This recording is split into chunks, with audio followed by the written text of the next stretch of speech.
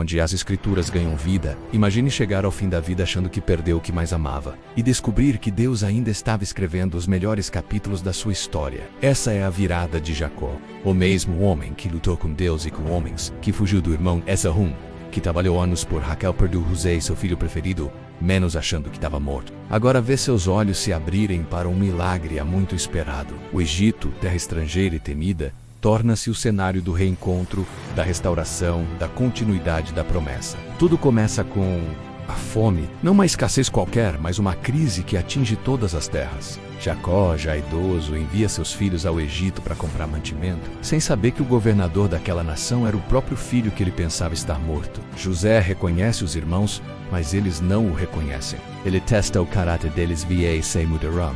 Observa se ainda são os mesmos que o jogaram no poço anos atrás. E quando Judá se oferece para ficar no lugar de Benjamim, José não consegue conter as lágrimas. Ele chora alto, se revela, abraça seus irmãos, os perdoa e, em meio à emoção, manda buscar seu pai. Voltem e tragam meu pai para cá, pois ainda há 5 anos de fome. Quando os irmãos voltam a Canaã, dizem a Jacó: José está vivo.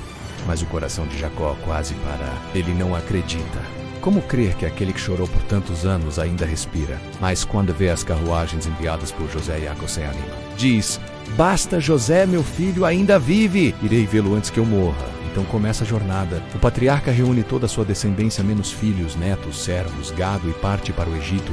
Antes de cruzar a fronteira, em Berseba, oferece sacrifícios a Deus. E ali o Senhor lhe aparece numa visão à noite e diz: não temas descer ao Egito, pois ali farei de ti uma grande nação. Eu descerei contigo, e certamente te farei subir de novo. Jacó segue em paz, e quando chega, o reencontro acontece. José corre ao seu encontro, se lança ao pescoço do pai, e ambos choram longamente. Depois de tantos anos de luto, agora a festa. Depois de tantos silêncios, agora vozes de gratidão. O pai que havia perdido o filho agora vive para abraçá-lo. José apresenta Jacó ao faraó, e o patriarca abençoa o rei. A terra de Gósen é dada para que os israelitas habitem ali, uma das melhores regiões do Egito.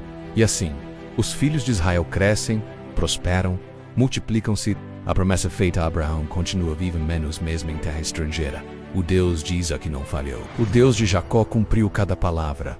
O tempo da dor serviu para alinhar destinos. A fome foi o gatilho que uniu o que estava separado. E o Egito, símbolo de opressão para o futuro, neste momento é símbolo de provisão. A jornada de Jacó, marcada por perdas e encontros, culmina em honra e descanso. Ele vive os últimos anos de sua vida em paz, cercado por filhos e netos, tendo visto com os próprios olhos o que Deus é capaz de restaurar. Porque não importa quantos anos se passaram, nem quão impossível pareça, se Deus prometeu, Ele cumprirá. A história de Jacó descendo ao Egito não é só sobre um reencontro familiar. É sobre a fidelidade de um Deus que transforma lágrimas em celebração. Que transforma sepulturas simbólicas em nascimentos proféticos, que pega aquilo que parece perdido e escreve um novo começo. O que parecia o fim de Jacó era apenas o início do cumprimento da profecia de uma nação inteira, pois foi no Egito que os hebreus se tornaram o povo que Deus prometeu. Foi ali, na terra dos faraós, que Deus preservou sua semente para o futuro Messias. E tudo começou com um coração velho, cansado, ferido, que ousou acreditar mais uma vez. Jacó desceu ao Egito.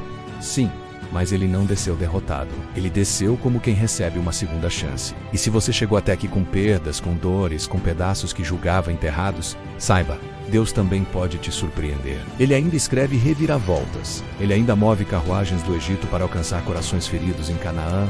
Ele ainda restaura famílias, honra os esquecidos, cumpre promessas. E ele ainda diz: não temas descer. Eu estarei contigo. Jacó desceu. Viu José, abençoou o faraó e partiu em paz, porque quando Deus conduz, até os vales se tornam caminho de vitória. Se essa história te emocionou, escreva nos comentários. Deus ainda surpreende. Curta este vídeo. Compartilhe com alguém que precisa de esperança e fé. E se inscreva no canal Bíblia em Cena. Todos os dias. As escrituras ganham vida com emoção, profundidade e verdade. Aqui a Bíblia fala com a alma.